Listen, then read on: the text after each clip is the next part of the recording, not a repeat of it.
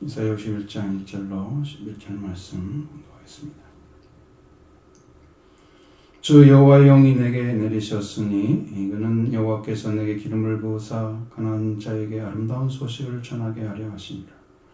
나를 보내사 마음이 상한 자를 고치며 포로된 자에게 자유를, 갇힌 자에게 노임을 선포하며 여호와의 은혜의 해와 우리 하나님의 보복의 날을 선포하여 모든 슬픈 자를 위로하되 무릇 시온에서 슬퍼하는 자에게 화관을 줘 그 죄를 대신하며 기쁨의 기름으로 그 슬픔을 대신하며 찬송의 옷으로 그 근심을 대신하시고 그들이 의의 나무 곧 여호와께서 심으신 그 영광을 나타낼 자라 일컬음을 받게 하려 하십니다.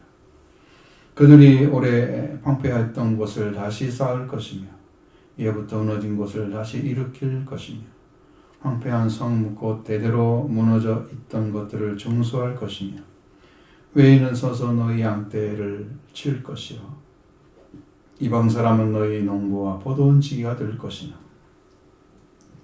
오직 너희는 여호와의 제사장이라 일컬음을 받을 것이라.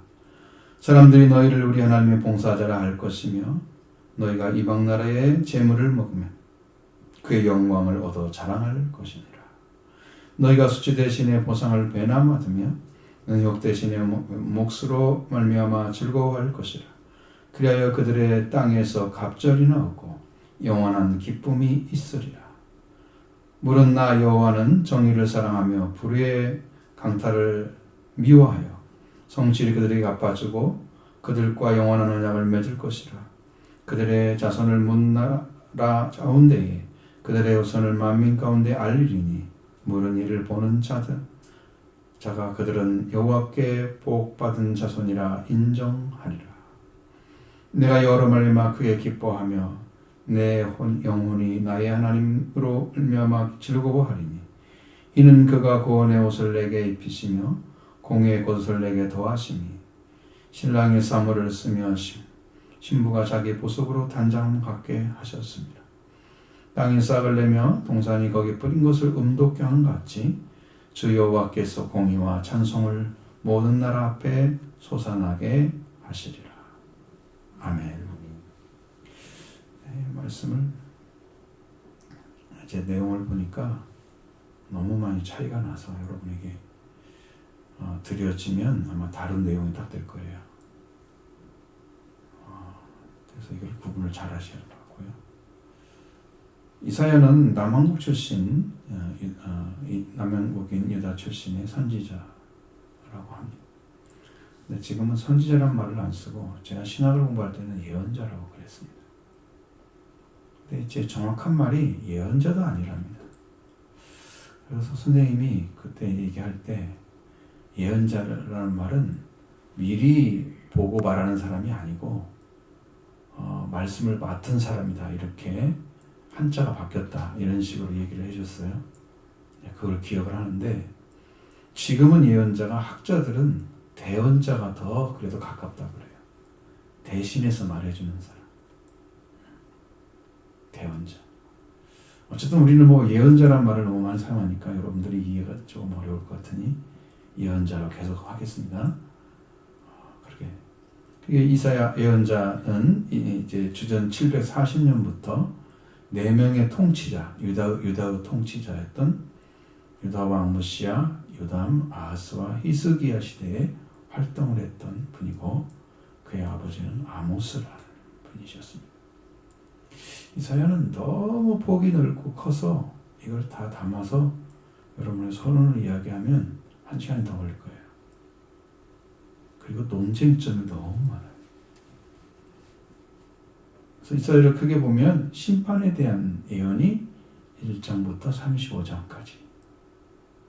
그게 한두 권에서 심판에 대한 얘기가 아니고 각 나라도 다 들어가 있죠. 그리고 하나님의 위로가 40장부터 66장까지.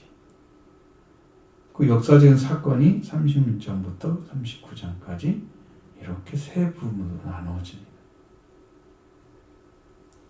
내용이 너무 방대하고 그리고 이것이 이제 신학자들이 이사야의 저자에 대한 그런 내용들을 상당히 논쟁적으로 다루고 있어서 이사야가 제1 이사야, 제2이사야, 제3 이사야 이렇게 돼버립니다. 그 얘기를 다 해드리면 뭐 말씀은 언제 봐요, 그죠?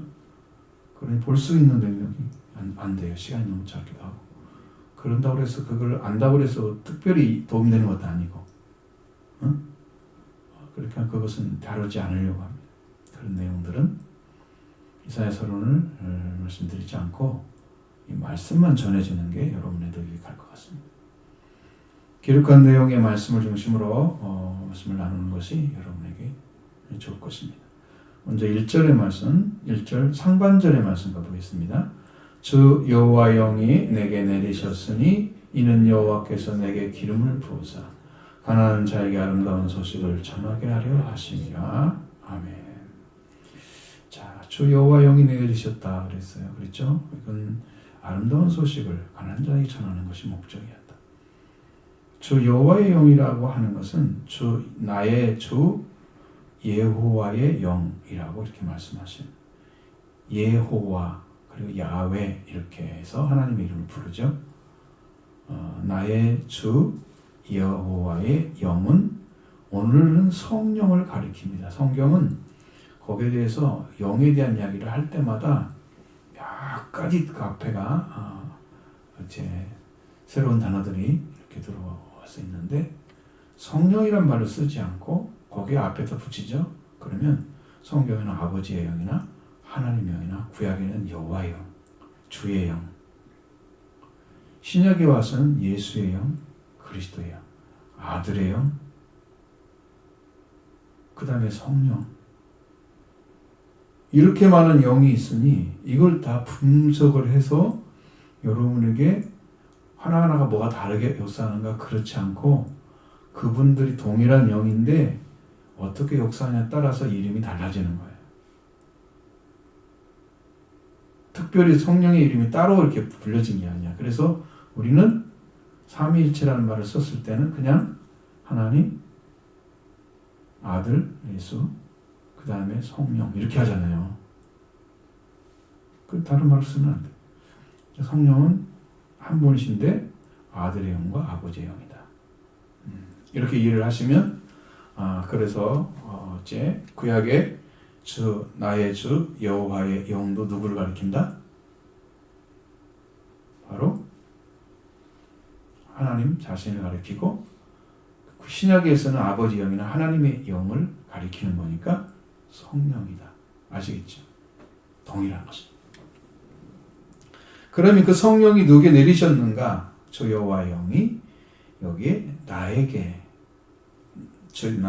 나의 주 여호와의 영 성령이 내리셨다. 나가 누굴까? 그 나는 주 여호와의 성령이 내리셔서 여기에 기록된 예언의 말씀을 이룰 자가 나입니다. 거기에. 그리고 성령이 내리시면 어떤 일이 행하신다고 말했는가? 그런 것을 계속 이야기하는 거예요. 성령이 내리셔서 이루실 일들. 여호와께서 내게 기름을 부으셔서 가난한 자에게 아름다운 소식을 전하게 하려 하신 거다. 이렇게 예언을 하고 있는 거예요. 그럼 나의 이 말씀의 원어로 보면은 나의 주 예호와의 영이 임하셨기 때문에 여호와께서 기름을 부으셔서 가난한 자에게 좋은 소식을 전하는 자가 되게 하셨다. 이것이거든요. 훨씬 이해가 잘 되시죠? 그러니까 자기가 그 일을 하려고 나선 게 아니고 여호와의 영이 내려오셔서 그에게 왔기 때문에 이루어지는 일이었다. 응? 기름을 부으셨다. 그럼 기름을 부음 받은 사람은 구약에서는 메시아, 신약에서는 그리스도라고 불려지는 이름으로 나타나는 것이죠. 이 좋은 소식을 전하게 하려 하심이라고 기록되어 있습니다. 분명히 여호와의 주 여호와의 영이 임하셨기 때문에 여호와께서 기름을 부으셔서 가난한 자의 좋은 소식을 전하는 자가 되게 하셨다. 그러면 이 좋은 소식을 가난한 자에게 전하는 가장 큰 이유가 뭐다? 주 여호와의 영이 나에게 임하셨기 때문입니다. 스스로 한 게 아니에요. 그래서 예수님도 이 땅에 큰 일을 행하셨지만 그 횟수로 따지면 많이 길지 않잖아요. 3년이나 3년 반이라고 얘기합니다. 짧죠? 그런데 인류를 구원하는 역사가 일어났어요. 그리고 구약에 있는 예언의 말씀들이 아니면 율법에 기록된 말씀들을 다 이루셨어요. 이렇게 큰 일이 이루어졌는데 그 일을 이루러 오신 분이 자기의 힘으로 한 게 아니고 주와 영이 내리셨기 때문에 행하신 거예요. 그래서 이 가장 좋은 소식, 가장 전하는 그 가장 큰 이유는 주 여호와 영이 임하셨기 때문이다. 이게 가장 중요한 단어입니다. 여기서 마치 기름을 부으셔서 선제를 세우는 것처럼 같은 그런 기름을 부으심을 받으시는데 바로 부으시는데 그 부음을 받는 존재가 나라고 하는 존재. 그럼 예언의 말씀을 이룰 자가 바로 나죠. 그분이 성경에 누구라고 나타나는가? 그걸 찾아내면 되죠. 자, 이 아름다운 소식, 좋은 소식을 전하기 위해서. 그래서 이 말씀이 들려질 때 어떤 사람에게 들려지느냐 그러면 가난한 자에게 들려집니다. 가난한 자는요 뭔가 심령에 문제가 있는 사람들이에요. 나는 괜찮아, 똑똑해, 나는 다 가졌어, 그리고 세상의 것들 다 가지고 누리고 살아, 이렇게 하는 사람들이 안전해져요. 예수님이 오셔도 그때 똑똑했던 사람들이 율법의 학자들이잖아요. 그리고 율법을 따랐던 바리새인들이잖아요. 그리고 제사장 계급이었던 사두개인들이잖아요. 안 받아들이잖아요. 가난한 자가 아닌 거죠. 나는 이미 다 회복돼도 괜찮아. 나는 이미 괜찮은 사람이야. 신앙이 괜찮은 사람이야.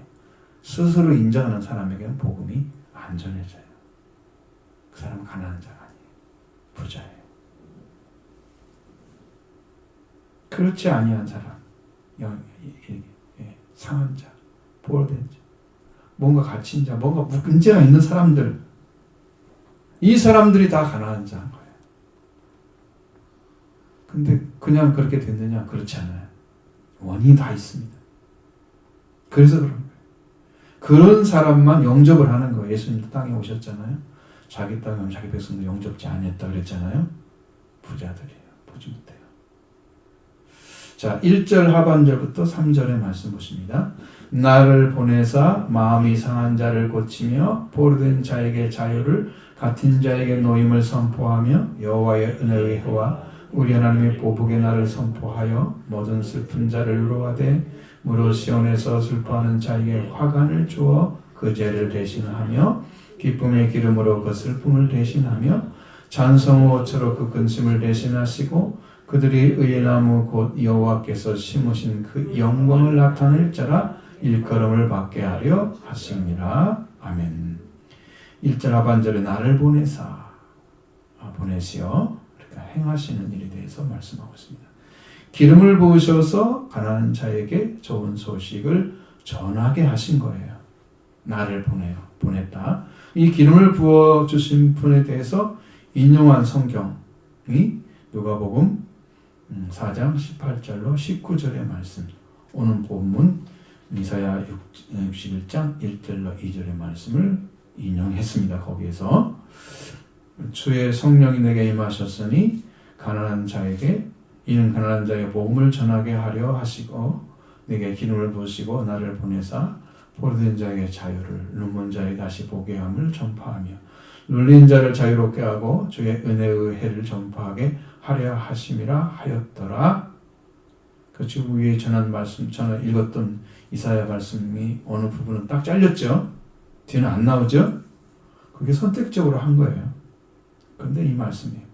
예수님께서 이 말씀을 회당에서 펴셔서 읽으셨어요. 다음에 누가복음 4장 20절 이하의 말씀을 보면 이 책을 덮고 그 맡은 사람에게 주셨어요. 그리고 회당에 있는 자들이 주목하여 보게 됩니다. 그 예수님께서 이렇게 말씀하시는 거예요. 이 글이 오늘 너희 귀에 응하였다 하시니. 너희 귀에 응하였다는 것은 완전하게 했다. 이 말은 완전하게 이루어졌다. 너희 귀에, 네가 들리잖아 지금 이 소리. 이거 완전하게 이루어진 거야. 예수님이 오신 것만으로 다 이루어진 거야. 예수님. 이미 너희 귀에 응하였다. 이미 이루어졌다. 말씀하십니다. 자, 그러니까 이 말씀은 바꿔서 얘기하면 예수 그리스도께서 오셔서 이루신 말씀인 거예요. 그런데 얼마큼 다른가 한번 보세요. 우리가 보는 것과 주 여호와의 영이 내려오시고 기름을 부으신 것 때문에 가난한 자에게 좋은 소식을 전하게 하는 바로 예수 그리스도께 오셔서 완전하게 이루셨다는 것을 말씀해 주고 있습니다. 그럼 예수님께서 이 말씀을 완전하게 하신 거예요. 그 이사야 61장 하반절에 나를 보내사 마음이 상한 자를 고치며 포로된 자유를 갖춘 자에게 노임을 선포하며 2절에 여호와의 은혜와 우리 하나님의 보복의 날을 선포하여 모든 슬픈 자를 이루어하는 것이라고 말씀하고 있습니다. 여기에서도 저 여호와의 성령이 임하시기 때문에 가난한 자에게 복음을 전하신 분, 그분을 보내셨을 때 그분이 누구냐? 나를 보내사. 그러니까 나를 보내셨죠? 그 보내신 받은 분이 예수 그리스도이시다. 예수님이 오셔서 이루신 것입니다. 그럼 마음이 상한 자는 무슨 말이냐? 그러면 마음이 부서진 사람을 나타내고 있습니다. 상했단 말은 오늘로 보니까 부서졌다 의미예요. 깨어졌다 의미예요. 여러분, 사람 마음이 깨어진다고 하는 건, 부서진다는 것은 아주 큰 충격을 받으면 그래요. 그렇죠? 사람은 어지간해서는 그게 그렇게 안 부서지죠? 사람 마음이 이미 부서졌다고 말합니다. 성경이. 사람이 나이가 들면요, 점점 마음이 깨끗해지고 선해지는 사람들이 있고, 마음이 점점 깨어지는 사람이 있어요. 부서지는 사람. 그래서 이 인격이 더 고약해지는 사람들. 이게 젊었을 때 많은 충격이 있는 사람들이 좀 그렇게 될 가능성이 높아요. 근데 예수님께 오셔서 이 부서진 마음에 붕대를 감아주신다. 고친다는 말은 붕대를 감다는 뜻입니다. 이 부서진 마음을 치료해 주신 분이다. 예수님. 그 사람이 가장 큰 충격을 받는 것은 죽음을 맞이하는 것입니다. 나의 옆에 있는 사람이 죽었을 때 그 충격이 너무 오래 가잖아요. 부서지죠. 더 큰 충격은 우리가 모르고 있는 죽음으로 부서진 마음입니다. 우리가 하나님 관계가 끊어짐으로 여러분, 우리는 다 부서졌어요. 마음이 다 부서졌어요. 그래서 평안함이 찾을 수가 없어요. 세상에 어디 돌아다녀봐도 제가 아주 젊었을 때 이렇게 집에서 일할 수 있는 것도 아무것도 나에게는 나의 기쁨도 안 되고 원하지도 않는데, 가정에서는 신학을 하지 못하게 딱 막아놔버리고, 이런 상태로 제가 방황을 하고 있을 때 세상을 어디를 찾아가서 앉아있거나 무슨 생각을 해도 거기는 험한 것뿐이에요. 아무것도 없어요. 세상에는 왜 그랬을까요? 하나님이 없는 세계에 찾아가봤자 다 부서진 마음으로 살아가는 거예요. 위로가 안 돼요. 세상에 어디 가도 위로가 안 되는 거예요. 그래서 그럴 때마다 기도하고, 산에서 혼자 가서 기도하고. 근데 우리 사람들의 마음속에 이미 하나님의 관계가 끊어져서 부서진 마음을 다 가지게 되어 있어요. 그럼 아이들이 태어나면 처음부터 착한 일 하는 거 보세요. 애들이 좀 크면 뭐부터 시작합니까? 던지는 것부터 시작하잖아요. 깨트리는 것부터 시작하죠. 선한 일 하니까 잘 맞추고 좋게 하고 만드는, 그거 못하죠. 이미 깨져진 마음이에요. 애지 마음은 이미 깨어진 마음을 가지고 태어나는 거예요. 하나님 관계가 끊어졌기 때문에. 근데 그걸 모르고 살고 있는 거예요. 어떤 것으로도 위로가 되지 않습니다. 그 큰 충격으로 부서진, 그것을 메시아가 오셔서 우리의 부서진 마음에 붕대를 감아주셨다. 이게 상한 마음은 상한 자를 고친다. 고치는 것입니다. 우리 부서진 마음 하나님과 우리 관계가 회복되어서 고침을 받게 되는 거예요. 바로 나 저 여호와의 영이 내리신 나, 그 영을 받은 자, 그분이 오셔서 고친 거예요. 그분이 예수 그리스도이십니다. 그리고 내가 세상에 살면서 부서진 마음도 그분이 와서 고쳐주십니다. 회복시켜 주시죠. 세상에서도 여러분이 회복되는 길을 걷게 됩니다. 또 포로된 자에게 자유를 주신다고 했습니다. 포로로 잡히다. 이것은 수동태로 되어 있습니다. 군사 용어죠. 이것은 죄와 사탄에게 사로잡혀 있는 사람에게 구속의 은혜를 내리셔서 그가 오셔서 죄와 죽음에서 해방을 시켜주는 것을 말하고 있습니다. 이제 완전히 깨어진 것입니다. 포로가 됐습니다. 사탄에게. 원인은 따로 있죠. 사탄에게 포로된 원인은 하나님의 말씀을 버렸기 때문에 온 것입니다. 그냥 온 게 아니고. 갇힌 자에게 노임을 선포하신다고 말씀하십니다. 예수님은 결박된 자, 속박된 자에게 노임을 선포하셨습니다. 그러니까 예수님이 오시면요, 이 속박된 것들이 그냥 바로 끊어지는 거예요. 주님 만나는 순간에 끊어지는 거예요. 여러분, 베드로가 감옥에 갇혔다가 문이 척척척척 천사하면서 열리잖아요. 족쇄 찾죠? 그거예요. 족쇄가 발목에 묶인 것을 말합니다. 이 결박됐다, 속박됐다는 말이에요. 갇혔다는 의미는 뭐에 속박됐을까요? 족쇄에 속박됐습니다. 그럼 족쇄를 누가 차나요? 죄인의 발목에 채우던 쇠사슬이 족쇄입니다. 그러니까 우리는 죄인이 되게 한 존재가 우리에게 족쇄를 채워놨습니다. 이렇게 사탄이 우리에게 한 것은 우리가 빠져나갈 수 있는 한계는 바로 인간의 말입니다. 말로 여는 다 묶여 있어요. 하나님의 말씀을 가졌을 때 인간의 말은 우리가 더 이상 하나님께 나아가지 못하게 하는 한계를 가져다 주는 거죠. 말씀을 가졌을 때 인간의 말을 갖게 되면 그렇게 되는 거예요. 그런데 이 말이 족쇄입니다. 첫사람 아담은 마귀로부터 하나님의 말씀을 빼앗기고 사탄의 타락한 말을 가지게 됐습니다. 그때부터 인간은 죄의 족쇄가 채워져 있었습니다. 인간의 말로 타락하고 멸망을 당해왔습니다. 이 묶여있는 족쇄에서 열림을 선포하시는 분이 예수님이십니다. 족쇄에서 열림을 주는 거예요. 우리의 우리로 성령으로 하나님 말씀을 우리에게 주셔서 우리는 이 말에서 자유를 얻게 됩니다. 족쇄에서 열림을 선포하신 분 예수님이십니다. 이분이 이루어지셨습니다. 그럼 여러분에게 오셔서 10년 안에 이 역사가 일어나면 여러분의 영도 자유를 얻게 됩니다. 인간의 말에서 풀려져서. 사탄의 말이에요. 인간의 말은. 인간은요, 하나님과 대적이에요. 인간의 말이 죽어야 하나님 말씀이 삽니다. 근데 그걸 못하잖아요. 잘. 왜? 그리스도와 함께 죽어야 그게 생기죠. 내가 살아있으니 인간의 말이 죽을 리가 없죠.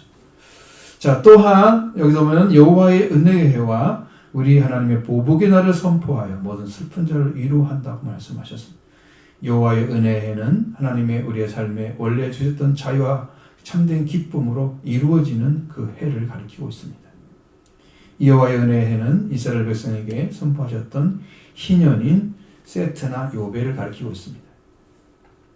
희년은 안식년의 해를 7번 거듭해서 50년째 되는 해를 희년이라고 합니다. 이스라엘에서 50년째 찾아오는 해는 자유와 해방의 해입니다. 그래서 요벨이라고. 요벨, 희년. 간사를 붙이면 하요벨이 됩니다. 요벨의 해. 이 요벨은 수량의 뿔이라는 악기의 일종을 가리킵니다. 50년이 되면 50년째 해는 속죄일에 이 요벨을 부릅니다. 수량의 뿔로 만든 그것을 나팔을 불어요. 그래서 그 해가 온 것을 알리기 때문에 요베르 해라고 가르쳤습니다. 그래서 그걸 희년이라고, 기쁨의 해. 그래서 이 해에는 팔렸던 토지는 원소유적으로 돌아가고 노예는 모두 해방이 됩니다. 참된 희년, 그리스도의 초림에 의해서 이루어졌습니다. 이 희년이 땅도 다 찾아졌어요. 그래서 하나님의 나라가 선포된 거예요. 하나님 나라가 여러분 들어가면 그 나라의 땅에 들어가는 거잖아요. 그러면 다스리는 분이 누구예요? 하나님이죠. 그 땅에 들어가는 사람은 땅을 찾은 사람이에요. 그 사람이. 그 땅에 못 들어간 사람은 아직 자식이 아닌 거죠. 땅이 없어요. 희년이 오지 않은 거예요. 그 땅을 찾아야 됩니다. 뜻이 하늘에서 이룬 것 같이 땅에서도 이루어지게 되는 거죠. 바로 이 말씀이 이루어져야 하고 우리 모두 하나님께 돌아가는 큰 역사, 은혜의 희년이 이루어지는 거예요. 그것도 노예는 해방이 되어서 자유를 얻게 됩니다. 이 놀라운 바로 그리스도 예수께서 이루어 놓으신 은혜입니다. 너희 그 귀에 응하였느니라. 너희의 귀에 들리는 그 말씀이 이루어졌다. 예수님 만나면 다 이루어지게 됩니다. 또한 우리 하나님의 보복의 날을 선포합니다. 하나님의 복수의 날을 선포하고 있습니다. 이렇게 은혜의 날과 보복의 날이 선포되어졌습니다. 이미 그리스도께서 우리에게 희년을 주시기 위해서 십자가에서 이루신 것입니다. 이뤄 놓으셨어요. 그 요엘서 2장 31절이나 말라기 4장 5절에 보면 두려운 날을 선포하는데요. 여기 보면 여호와의 크고 두려운 날이 이르기 전에 내가 선지자 엘리야를 보내리니 이 날은 보복의 날입니다. 이 날. 이 보복의 날은 언제 이루어졌느냐? 그러면 이 말씀이 예수 그리스도께서 십자가에서 사탄의 권세를 깨트려 버리는 죽음을 이기시고 돌아오셔서 부활되심으로 사탄의 권세를 깨트려 버리는 보복의 날이 이루어진 거예요. 하나님은 누구하고 싸웁니까? 사람하고 싸우지 않습니다. 우리가 싸울 대상도 혈과 육이 아니죠. 영하고 싸우는, 마귀하고 싸우는 거죠. 하나님도 마귀의 권세를 깨트려서 사람의 복음을 전하면 살게 되어 있습니다.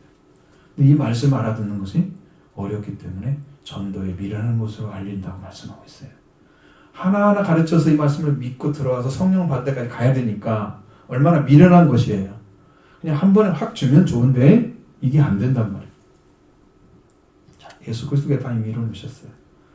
그리고 그날이 언제 오느냐? 사람들은 뭐 다 말세를 가리키는 것 같아요. 내용이. 그날 오면 보복의 날이, 이 보복의 날은 예수님께서 오실 때부터 보복의 말세가 시작됐습니다. 성경에. 그리고 하나님의 은혜와 보복의 날을 다 이루어지고 있습니다. 이루어진 거예요. 자, 이렇게 1절에 좋은 소식, 아름다운 소식을 가난자에 선포되어진다고 하는데 가난한 자가 누군가를 보여주는 거예요. 이게 가난에서 모든 슬픈 자를 이루게 주십니다. 기도도 할 수 없는 자, 슬픔 때문에 이 슬픈 자를 이루어 하십니다. 슬픈 자는 어디에 있습니까? 무려 시온에서 슬퍼하는 자. 그들에게 화관을 주어 그 죄를 대신해 준다고 합니다. 자, 여기 나타난 시온은요, 여호와께서 세웠다고 하셨습니다. 시온은 이제 거기에 시온에 바로 성전이 세워져 있습니다. 그래서 이걸 거룩한 산이라고 합니다. 그걸 이 시편 9편 11절에는 여호와의 거처라고 나와 있어요. 시온이 여호와께서 시온산에 자신을 나타내셨다고 나와 있습니다. 구원을 내보시는 것도 시온입니다. 거기서 축복하신다는 말씀도 남아 있습니다. 시온에서. 여호와 다윗의 왕권을 시온에서 확립시켰습니다. 시온이 하나님의 거처로 선택된 것은 다윗의 왕조와 아주 밀접하게 결합이 되어 있는데 이 시온은 마침내 전 예루살렘과 그 주민을 나타내는 명칭이 되었습니다. 때로는 시온에 대해서 여호와께서 책망을 하십니다. 심판을 선언합니다. 이사야 16장 3장 16절 이하의 말씀이나 이사야 10장 12절의 말씀에서 이야기하고 있는 내용들이 거기에 있습니다.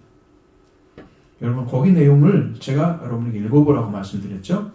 이사야 3장 18절로 26절의 말씀.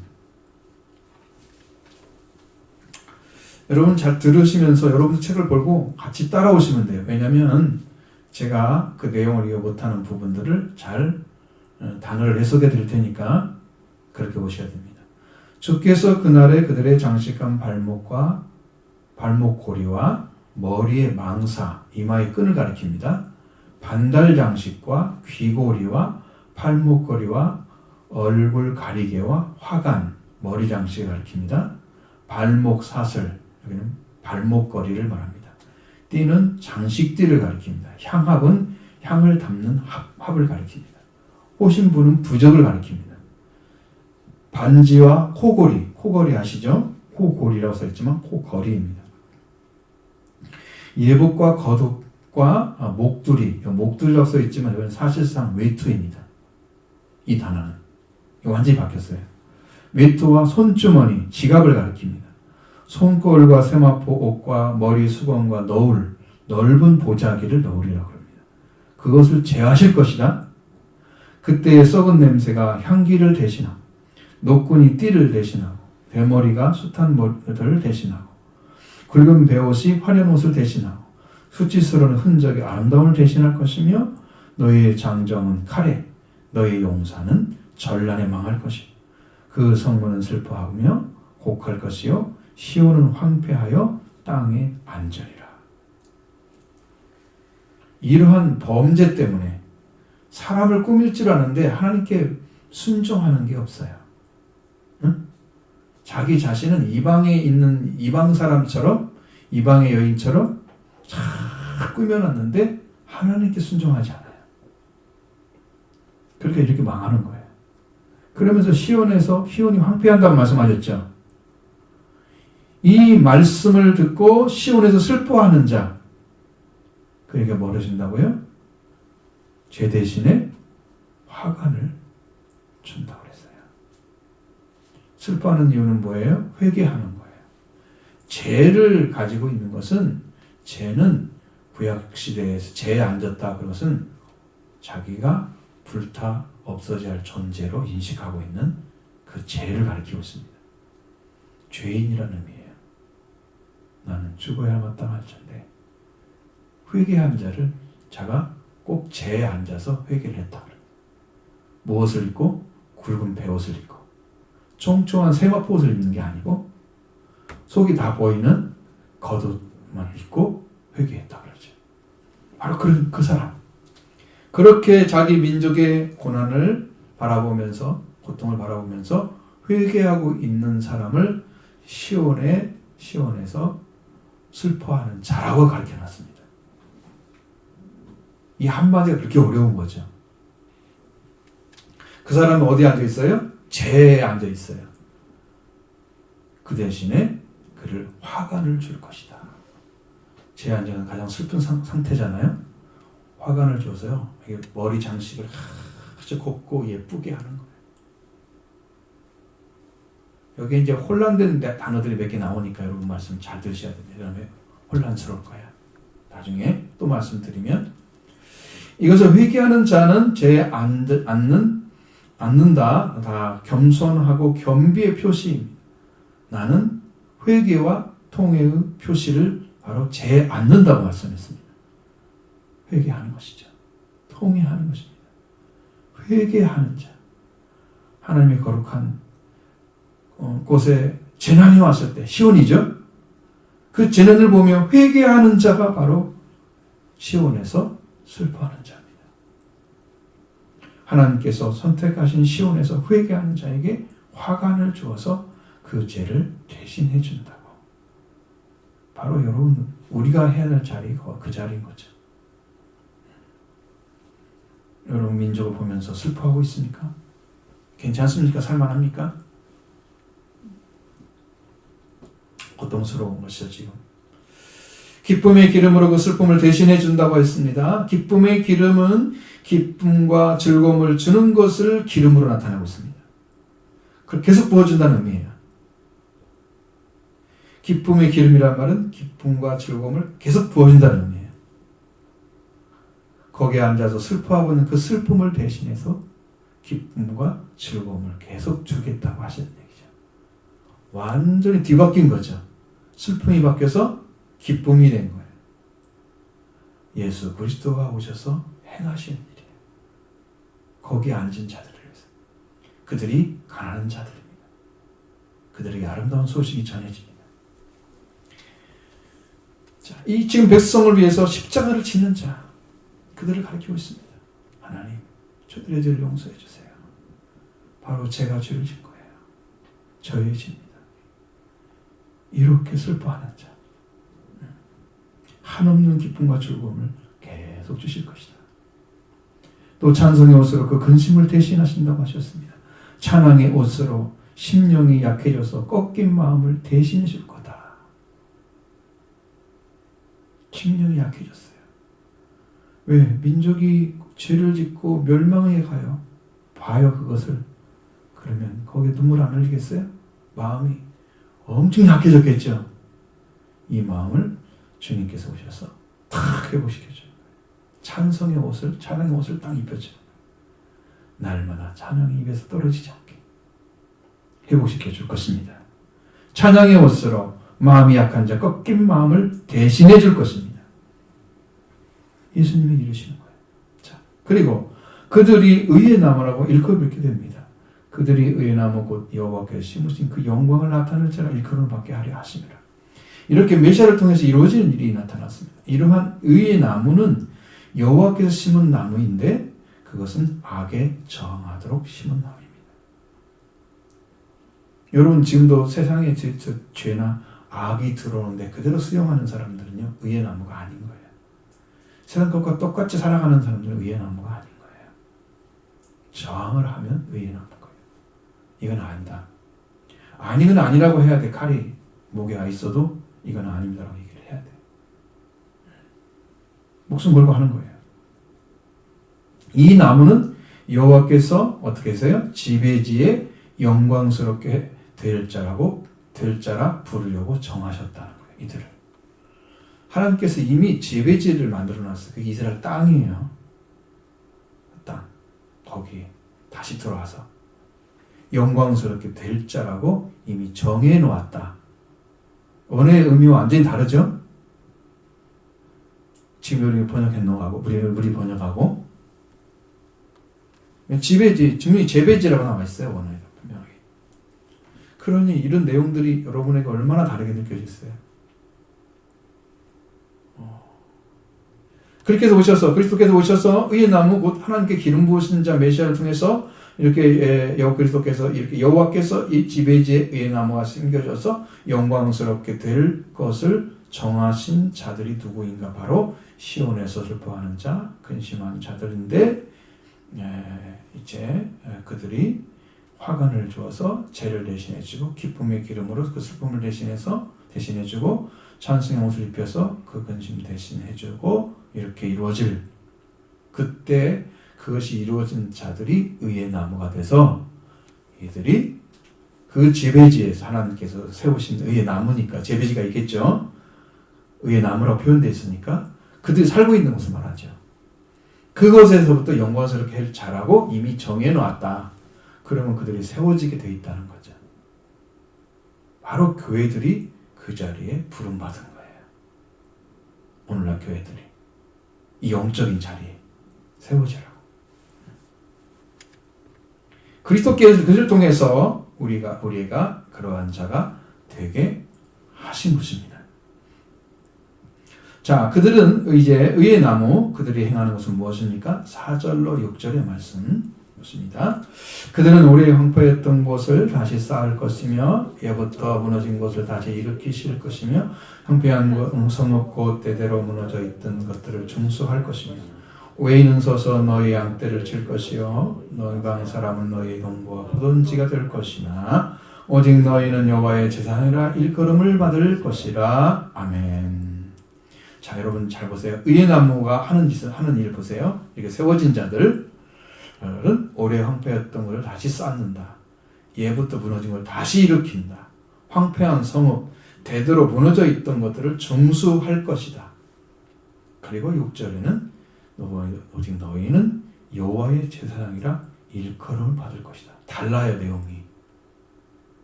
갑자기 그들, 그 의의 나무에 속한 자들, 오래된 폐허를 다시 세울 것입니다. 오래됐죠? 70년 동안 못 돌아왔으면 오래됐죠? 그런데 하나님하고 우리 관계는 얼마나 오래됐어요? 그렇게 무너져 있던 자들을 세워가는 일을 그들이 행할 것입니다. 대대로 무너져 있던 것들을 중수할 것입니다. 근데 중수한다는 말은 달라요. 이것은 리모델링과 같은 거예요. 건축물 따위에 낡고 한 것을 다시 손을 대어서 고치는 것을 말하는 거예요. 중수한다는 의미는. 근데 원어에는 그렇지 않아요. 새로 짓는다고 말하고 있어요. 이렇게 다르니 여러분이 어떻게 일을 하겠어요? 새로 짓는다. 중수하는 것은 보수를 하는 거예요. 따로 무너진 걸 다시 이렇게 회복시켜서 그 형태는 그대로 놔두고 하는 거예요. 새로 짓는 것은 이걸 싹 무너뜨리고 새로 건축물을 세우는 거예요. 제가 여러 번 말씀드렸잖아요. 리모델링 하지 말고 새로 지으라고. 그렇죠?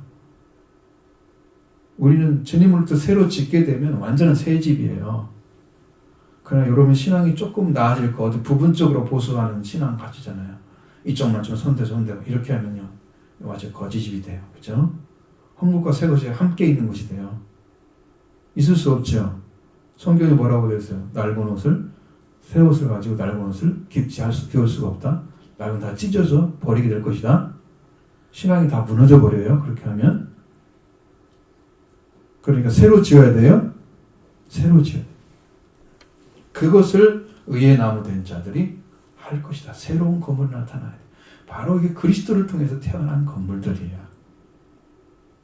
이것은 앞으로 유다 백성들이 바벨론의 토로에서 돌아올 때 행할 일이라고 볼 수 있는 것입니다.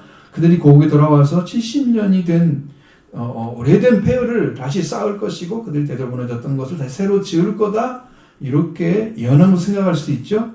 근데 여기 사실상 예언하면은 그리스도께 오셔서 이루어질 일이기 때문에 그리스도께서 오시기 전에 무너졌던 것을 다시 세워주는 거예요. 세계 각국에 가면요.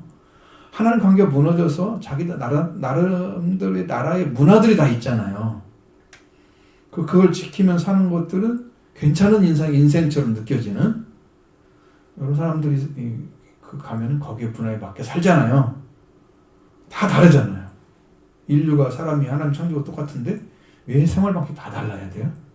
물론 음식이 다를 수 있죠. 왜? 저희 나는 음식이 다르니까. 근데 이제 문화는 안 그래요. 다 무너졌어요. 그러니까 이것을 그리스도를 믿는 사람들이 하나님의 아들 그리스도를 통해 그리스도인들의 문화로 바꿔줘야 되는 거예요. 새로 지어야 돼요. 응? 그리스도가 오시기 전에 황폐했던 것들이에요. 그럼 여러분의 심령에 과거에 그리스도 오기 전의 삶을 다 청산을 하셔야 돼요. 그 삶이 나눠 있으면 남아있어가지고 리모델링 하는 것을 원하지 않아요. 응? 옛날 삶의 방식에 조금 플러스해서 교회 다니는 걸로 예배 드리는 걸로 이렇게 마치는 거 원하지 않아요. 성경이. 하나님께서 하나님과 관계가 완성된 자들이 다시 세우고 새로운 집을 짓는 것은 바로 뭐냐면 하나님과 관계가 이루어진 새로운 영적 집을 지어가는 것을 말하는 거예요.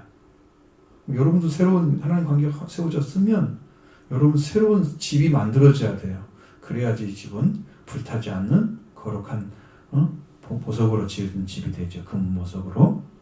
나머지 나무나 풀이나 짚어 여러분 지면 안 되죠. 옛날 것으로 다 타버리죠. 그럼 멸망을 당합니다. 여러분이 선택하셔야 돼요. 적당히 살 시간이 아닙니다. 그리스도는요 건축자들이 버린 머리들이셨습니다. 이 세상의 건축자가 하나님 관계에 이루어진 의의 나무들이 이제는 어떻게 세워져야 돼요? 건축자들이 버린 그 돌이 이제는 우리가 세워져서 우리가 그리스도를 중심으로 세워가는 거룩한 교회, 영적 교회가 세워지는 거예요. 그것을 일하는 자는 누굽니까? 그 돌아온 자들이 의에 남은 데 살고 있는 그곳에서 일하는 사람은 외인들이에요. 외인들은 서서 너희 양떼를 칠 것이요 이방 사람들은 너희 농부와 포도원지가 될 것이나. 그래서요.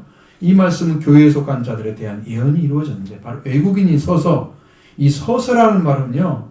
원어로 보면 올바른 관계에 돌아와서 이런 뜻입니다. 외국인들이 외인들이에요. 그러니까 의의 나무에 속하지 않은 사람들 이들이 이제 이 복음을 통해서 돌아와서 이 유대인들 그러니까 영적 유대인들 이스라엘이죠. 이들이 해야 될 일을 대신해 주는 거예요. 그러면 이방인들이 오늘 우리들이 지금 그 일을 하고 있는 거예요. 우리가 지금 외인들이에요. 근데 원래는 하나님께서 맡긴 자들은 베드로한테 맡긴 내 양을 채나 맡겼잖아요. 그럼 오늘 그 일을 우리가 대신해 주는 거예요. 양들을 키고, 그죠? 농사도 대신 지어주고, 응? 그들이 해야 돼. 목양하고 있는 거예요. 그리스도를 통해서 복음이 증거되고, 그 이방인들이 그 복음을 받아서 유대인들이 해야 할 양떼와 목양을 해주고, 바로 해주는 그런 일을 우리 교회가 하는 것입니다. 이방 사람들은 너희 농부와 포도원지가 될 것이라고 말씀하시죠? 자, 이 말씀도 역시나 동일하게 의의 나음의 글씨를 통해서 완전하게 희년에 돌아온 자들을 돕는 자들이 바로 이방 사람들인 거예요. 우리들이죠. 이방 사람이 이 너희의 농부와 포도원을 돌볼 것이라고 말합니다. 농부와 포도원을 돌보는 것 다 교회에 관한 사역을 가리키고 있습니다. 자, 이렇게 돌아온 자들에 의해서 다시 선포되는 거예요. 그럼 여러분 그 복음을 처음에 전했던 사람이 누구예요? 사도들이죠.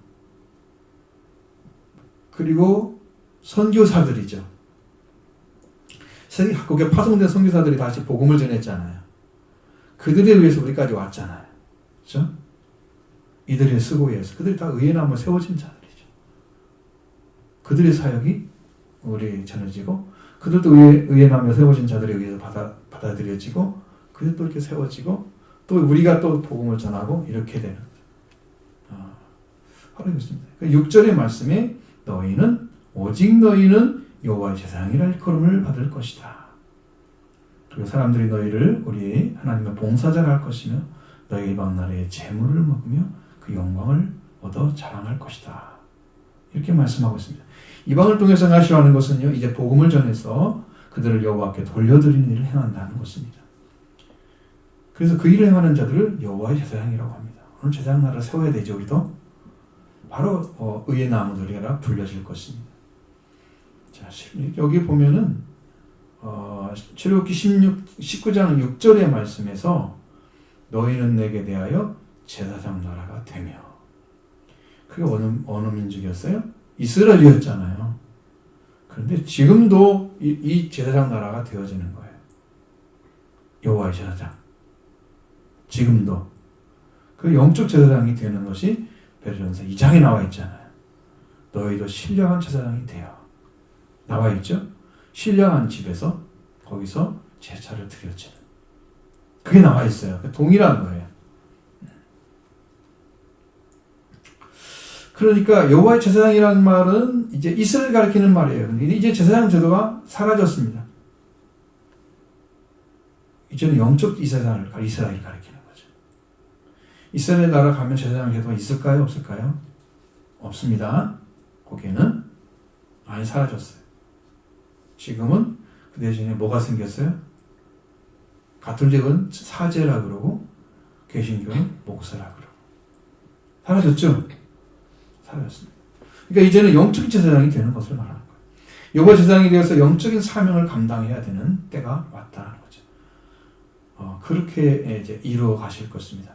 생명하나님께 나아가게 하는 그 일을 제사장이 제사를 대신 드려서 속죄를 받게 하고 하나님께 제사를 드려주는 그 역할을 대행해주는 자.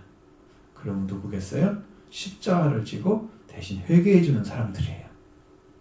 그게 바로 주의 종들이죠. 대신해주죠. 십자가를 지고. 제가 찾아냈어요. 그걸. 여러분의 죄를 보장해주라고. 하나님 그렇게 아래라고 가르쳐줬어요. 내가 여기 서서 지금 그 하나님 보여줬던 영상이 그대로 보이는 거예요. 지금. 성도들의 죄를 대신 보장해 주래요. 네가. 그래서 변호해 주래요. 죄가 있다고 하는 존재 아무리 나타나도 이 사람은 죄가 없다고 내가 얘기를 해줘야 된다는 거예요. 여러분을 그렇게 해주라고 나한테 맡겼어요. 그럼 저는 십자가를 지고 가는 길이 내 길밖에 없어요. 여러분은 기쁘게 받아들이셔야 돼요. 행복하셔야 돼요. 보통 일이 아니에요.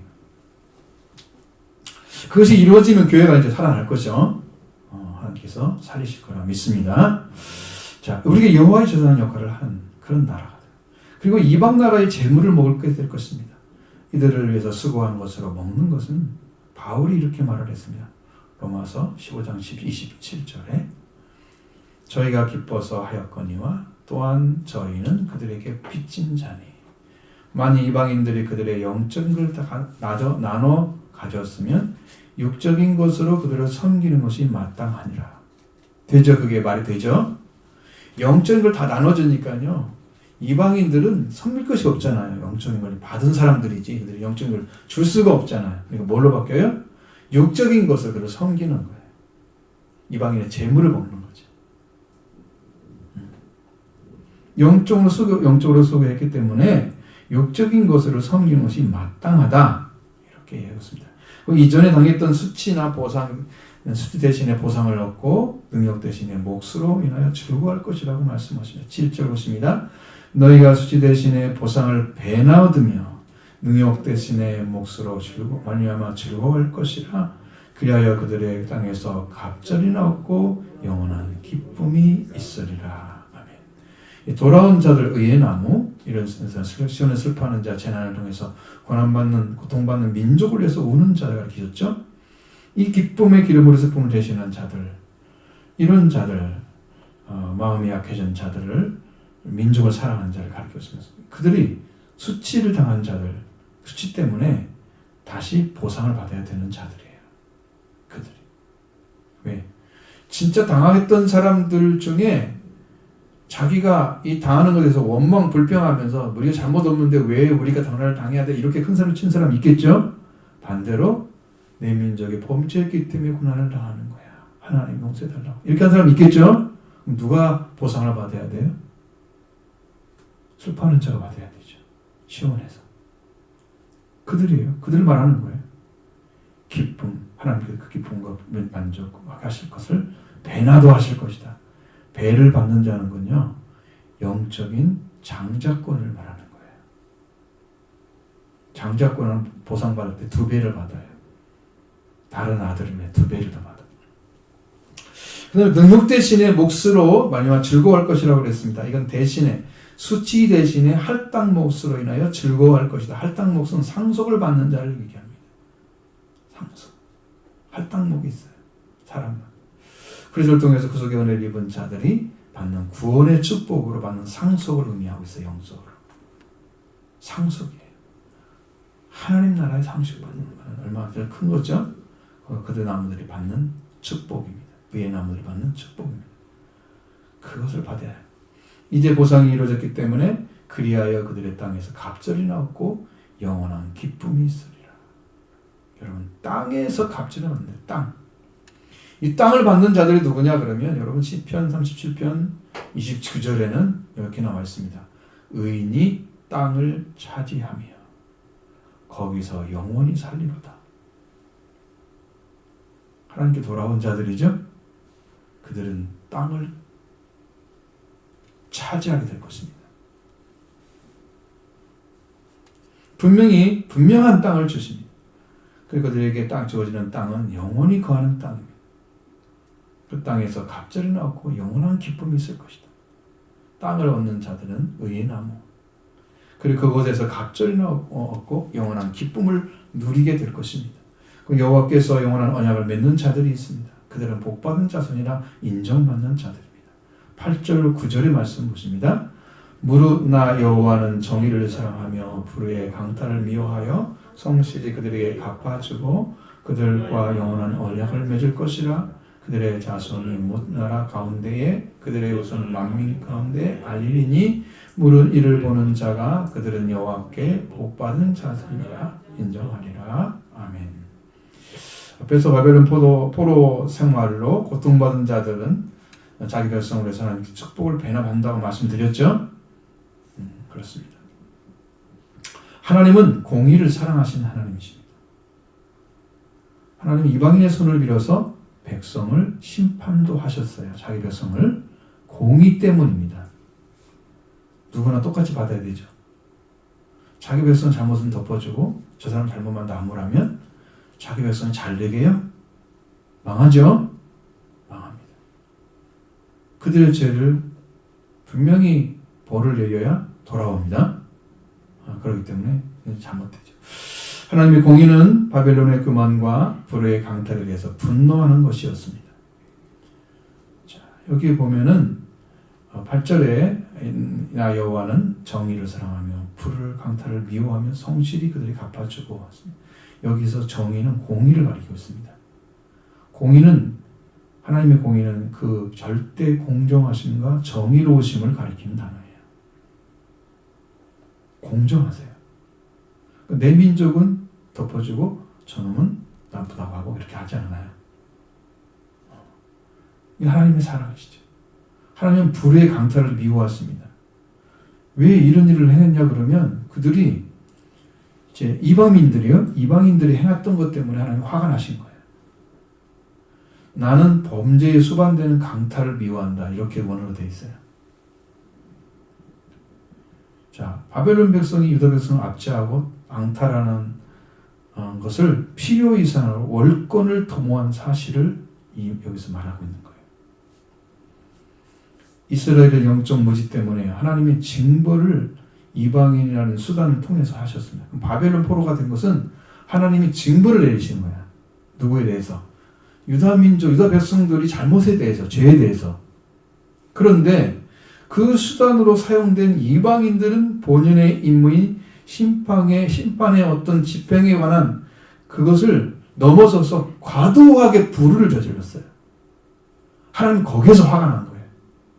나는 이만큼만 때리라고 그랬는데 얘는 너무 많이 때린 거예요. 응? 자, 권장 10대 이렇게 말했는데 저는 40대 때렸어. 응? 화나겠죠? 과도하게 집행했잖아요. 이와 같은 거예요, 의미가. 하나님 그거 싫어하셔. 공의로우신 하나님께서 그걸 알아내신 거예요. 그래서 성실히 갚아주고 그 고통을 당했던 그들과는 영원한 언약을 맺어줄 거다. 그들은 갚아주고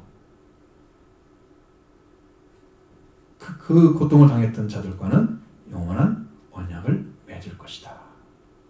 이게 야곱의 후손인 이스라엘 백성이 에집트에서 고통을 당하고 가나안 땅에 들어갔죠. 이제는 유다 백성만 바벨론 포로가 되고 70년 후에 고국에 돌아오게 되죠. 이 바벨론의 고난을 당했지만 돌아오는 자들에게 하나님은 다시는 흩어지지 않고 변하지 않는 언약을 맺을 것이라고 약속해 주셨는데 그것이 뭐냐? 지금 영으로 맺는 약속을 가리킵니다. 지금 영의 약속입니다.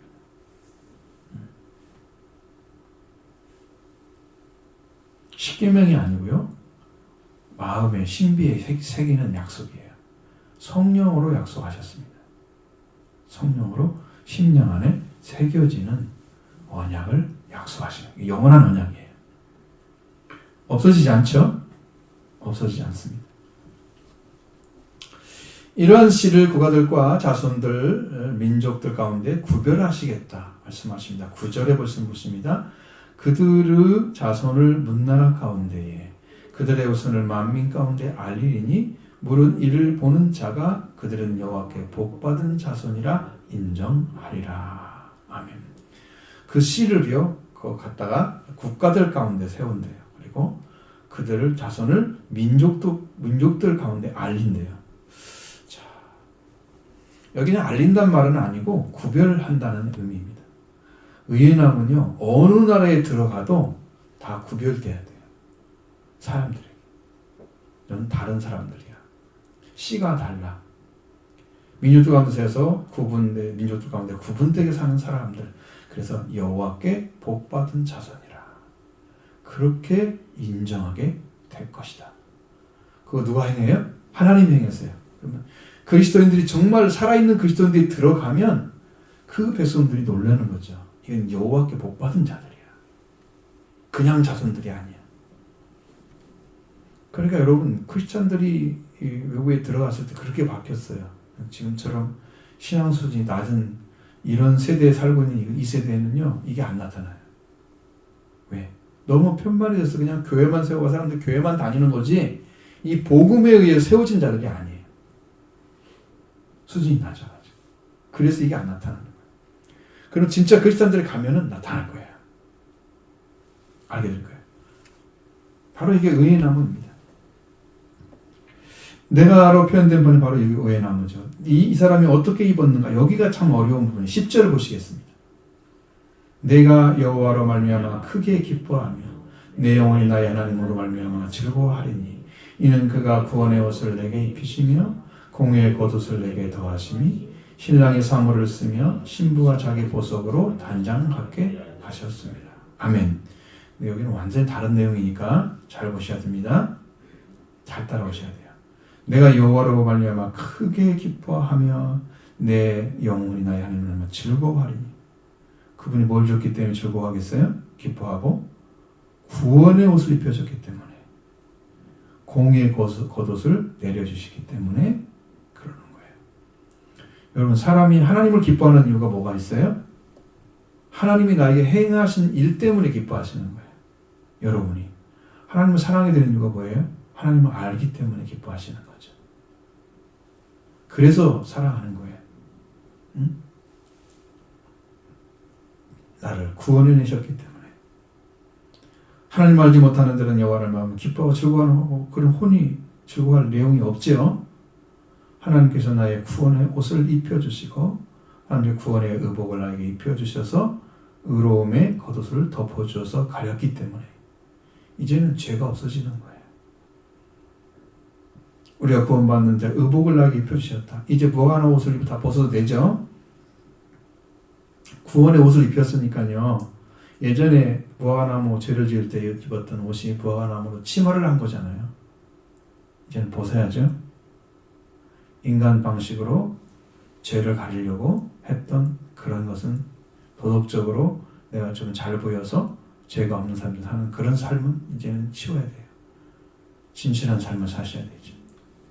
돌아온 삶을 사셔야 되죠. 영구한 옷입니다. 이 옷은 구원의 의복을 내게 입혀주셨습니다. 그리고 의로움의 겉옷으로 덮어주셨습니다. 이 겉옷은 입은 옷 위에 걸쳐서 몸 전체를 가리다시피 하는 느슨한 망토를 가리키고 있습니다. 망토는 추위 따위나 외부로부터 치매 따위로부터 몸을 보호하는 구실을 해줍니다. 이 망토가 의의 겉옷이다. 내가 나타나면 뭐가 나타나요? 의가 나타나요. 그래서 의의 나무죠. 의가 나타납니다. 구원이 다 이루어지면 의가 나타나요. 의로운 사랑이 완전한 사랑입니다. 불우가 섞인 사랑은 거짓된 사랑입니다. 이 의로운 사랑을 하기 위해서. 그래서 이 옷은 입는 것은 이제 이스라엘이나 이방인들보다 자격이나 능력이 있었기 때문에 입혀진 게 아니에요. 하나님의 주권적으로 입혀주신 것입니다. 그러니까 은혜죠. 의를 입혀준 것은. 모든 걸 다 덮어주는 것이 의의 옷이에요. 의의 겉옷. 구원을 입은 자에게 주시죠? 여러분 여기는 속은 썩었는데 옷만 거칠게 입으면 돼요? 안 되죠? 속도 이미 구원을 받아서 정결하게 됐는데 여기다 의의 겉을 입혀주는 거예요. 구원이 이룬 상태. 이게 자 구원의 사역으로 이루어지는 구원의 능력과 은혜를 가리키고 있습니다. 이거 메시아가 이루신 거예요. 근데 이것은 뭐가 같다고 그랬어요? 마치 읽어보세요. 신랑이 사모를 쓰며 신부가 자기 보석으로 단장함 갖게 하시니라. 그렇죠? 단장함 갖게 하신 것 같다. 이 사모는요, 신랑이 머리 장식하는 것입니다. 뭘 하려고? 영화롭게 보이기 위해서. 신부는 자기 보석으로 단장한다고 그랬어요. 신랑의 머리 장식은요, 아름다운 옷 입힌다는 페르란 동사를 사용했습니다. 여기에서 아주 중요한 의미가 찾아지니까 여러분 잘 보셔야 돼요. 이게 뭘 상징하고 있냐면요. 제사장을 상징하고 있어요.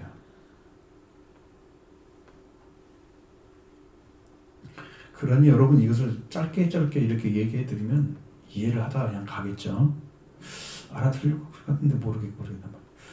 좀 길게 얘기할 수 있는 시간이 없으니까. 자, 신랑이 머리에 쓰는 사모는 두건으로 다음에 보이듯이 특정한 성, 그러니까 남자와 여자 상관없이 성에게 제한된 경우에 착용되는 것이 아니었다. 여자들도 씁니다. 이것은 사모라고 표현된 두건은 남자도 씁니다. 제사장도 씁니다. 그게 누구도 써요? 금방 여기 인정했던 신랑도 씁니다. 그래서 이것을 차라리 그러면 화관으로 번역하는 게 낫겠다. 이렇게 말했으면 앞에 화관 나왔죠? 시온에 슬퍼하는 자에게 제 대신 화관을 주는 거. 근데 신랑이 우리 한국에는 신랑이 사모를 쓰며 라고 썼잖아요. 두건을 쓰며. 이 쓰며라는 단어가 카안이라는 단어인데 이것은 쓰며라는 말이 아니에요. 완전히 다른 말입니다. PL 미완료 동사입니다. 이것은 제사장 직분을 수행하다는 뜻입니다. 원어로 보면. 카안이라는 동사. 제사장 직분을 수행하다 그러면 신랑은 두건을 쓰는 게 뭘 의미했어요? 제사장처럼 그걸 쓰고 제사장처럼 세워지는 거예요. 그러면 이 반대로 신부는 뭘 해요? 신부는 자기 용품으로 자기를 꾸며요. 자기 용품이 뭐예요? 여자들이 많이 쓰는 게 뭐예요? 보석 같은 거잖아요. 그래서 여기 보석이라고 번역을 해놓은 거예요. 이건 교회를 가리킵니다. 이 신부는 교회를 가리키고 있습니다. 신랑이 머리 장식을 위해서 제사장 직분을 수행하며 신부는 자기 보석으로 꾸민 것 같이 그 보석으로 자기 용품으로 자기를 꾸며서 아름답게 해 갑니다. 이 교회가 찾은 영적인 보물을 찾은 교회가 세워진 상태가 그 신부 상태입니다. 여기서 제사장과 신부가 다 나와요. 그 교회는 이렇게 세워지게 돼 있어요. 영적인 제사장과 교회가 있어야 됩니다. 이들은 주 여호와께서 공의의 찬송을 모든 나라 앞에 솟아나게 할 것이라고 말씀하셨죠. 여기도 아주 대단히 번역이 잘못된 것이니까 여러분 잘 보시고 같이 바르게 이해하길 바랍니다. 11절 땅이 싹을 내며 동산이 거기에 뿌린 것을 음독게 한 같이 주 여호와께서 공의와 찬송을 모든 나라 앞에서 솟아나게 하시리라. 아멘. 근데 전혀 나는 이 말을 이해를 못하겠어요. 무슨 말인지. 뭘 한다는 거지 대체. 이 앞에는 이해가 되죠. 땅이 싹을 나오게 할 것이며 뜰에 뿌린 것이 싹이 나게 하는 것과 같이 그의 주 여호와께서 의로운 가지는 주 여호와께서 의로움과 찬양을 모든 국가 앞에 자라게 하리라. 이게 원어의 의미예요. 뭐가 더해졌어요? 의로운 가지. 앞에서 뭐가 나왔어요? 의의 나무 나왔죠. 그 의의 나무가 이렇게 될 것이라고 말씀하시는 거예요. 잘 보세요. 그 의의 나무가 이렇게 말씀. 땅이 싹을 나오게 하며 뜰에 뿌린 것이 싹이 나게 하는 것과 같이 그 의로운 가지는 포함되어 있어요. 그 속에. 근데 그것을 번역 안 했어요. 한국 성경에는 주 여호와께서 의로움과 찬양을 모든 국가 앞에서 솟아나게 할 것이라는 말도 되지만 자라게 할 것이다. 이게 놀라운 비밀이 숨겨져 있었어요. 여기에요. 이 세계에 하나님의 의를 가진 자들이 의로움과 찬양이 나타나게 됩니다. 그 의로운 가지가 자라게 하시고 마침내 세계에 하나님으로 채워질 것을 말씀하고 있는 거예요. 하나님의 뜻이 하늘에서 이룬 것처럼 땅에서도 이루어지게 하소서. 뜻이 하늘에서 이룬 것처럼. 그렇죠? 하나님의 나라가 임하여 오기를 바라죠. 나라가 임하셔서 어떻게 하라고요? 나라가 임자에 오셔서 그 하나님의 뜻이 하늘에서 이룬 것처럼 땅에서 이루어지기를 지게 해달라고 그 기도하잖아요. 그것이 이루어지게 되는 거예요. 이 말씀을 통해서. 이렇게 제대로만 써놨으면 여러분 읽으면 제가 말씀을 드리면 그냥 알아들 텐데 이게 말을 바꿔놓으니 이걸 또 뒤바꿔서 또다시 다른 말씀으로 증거를 해주니 여러분 두 번 바꿔지는 거잖아, 내용이. 그러니 이야기가 얼마나 힘들어요. 번역을 잘해야 된다는 거예요. 한 번 번역 잘못해놓으면 이렇게 되는 거예요. 이렇게 우리들이 읽고도 이해를 못해. 목사님 중에서 많이 그러잖아. 아니 성경을 왜 이렇게 이해를 못하게 써놨냐고 그랬지. 무슨 말인지를 모르겠다고.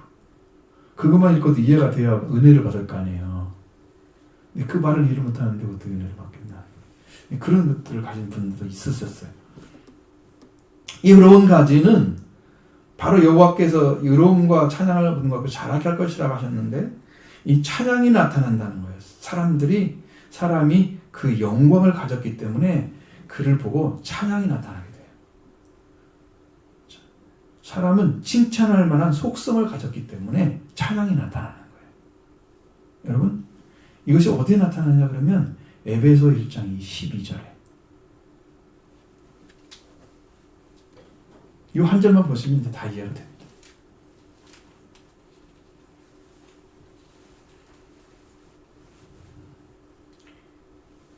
이는 우리가 그리스도 안에서 전부터 바라던 그의 영광의 찬송이 되게 하려 하심이라. 우리가 그리스도 안에서 그의 영광의 찬송이 되게 하심이라는 말씀이 바로 이 말씀이에요. 누구의 영광이 된다고요? 그리스도 영광의 찬송이. 그리스도 안에서 누구의? 하나님의 영광의 찬송이 되는 거예요. 그러니까 누가 나타나서 의로운 가지가 점점 자라서 그런 사람들이 보기에 그 속성이 찬양할 만한 존재가 되는 거예요. 너무 아름다운 거예요. 그래서 영광의 찬송이 되었기 때문에 그 찬송이 국가들 앞에서 다 자라나게 할 거예요. 그럼 우리가 뭐 하고 있어요? 여러분들이 예수 그리스도를 통해서 의로운 은혜의 말씀으로 들어갔으면 여러분이 그런 영적 회복이 일어나서 이 사람들 앞에 그런 모습으로 다 드러나요. 그리스도의 의로운 가지가 되어져야 되는 거예요. 우리가 그 일을 하라고 세워진 거예요. 자, 이 주 여호와께서 영혼을 주셨기 때문에 이루어진 목적이 나타났습니다. 우리를 마귀의 아들에서 완전한 하나님의 아들로 자유하게 하시는, 그리고 마귀를 죄와 사망에서 영원히 결별하게 하고 완전한 자유를 주시기 위해서였다. 시온을 슬퍼하는 자 유대 민족의 고통과 고난을 참여하는 하여 회개하는 자에게 화관을 줄 것이고, 기쁨과 즐거움에 기름을 부으셔 슬픔을 대신하게 할 것이고, 찬송의 옷을 약해진 마음을 대신할 것이고, 그들이 의의 나무 여호와 영광을 나타낼 자라고 불려진 것을 정해져 있다. 이미 지배지에서. 그리고 의의 나무들은 고국 땅에 돌아와서 폐허를 바로 세우고 새로 짓는 일을 행하게 할 것이다. 하나님과 올바른 관계에 돌아오게 해서 교회를 세워하고 여호와의 제사장이 될 것이고, 구원의 옷과 공의의 겉옷을 입혀서 제사장과 교회가 되게 하실 것이고, 그들이 주의 영이 임하셔서 이루어지는 일들, 여호와께서 공의와 찬송을 부는 국가 앞에서 의로운 가지가 자라나게 하셔서 다 드러낼 것이다. 그럼 우리가 하나님의 거룩한 백성 우리 자손으로 이제 이렇게 사라지면 여러분을 통해서 그런 모습들이 세상에 다 드러나게 될 것입니다. 의로운 가지의 모습으로, 가장 아름다운 모습으로, 하나님이 이렇게 아름다워 할 정도의 모습으로 여러분의 영적인 모습이 드러나게 될 것이다. 이게 주님이 이루신 거예요. 뭐 교회가 그런 모습이어야 돼요. 점도 없고 흠도 없고 주인 잡힌 것도 없이 영광스러운, 흠이나 티나 주는 것이 영광스러운 교회를 세워지는, 그 거룩한 모습이 드러나는 게 의로운 가지. 의의 나무에서 각 나라에 이런 교회들이 세워져야 된다. 하나님은 이렇게 바라고 계신 거예요. 우리 교회를 향해서. 여러분도 그런 뜻이 하나님 뜻이 이루어지길 원합니다.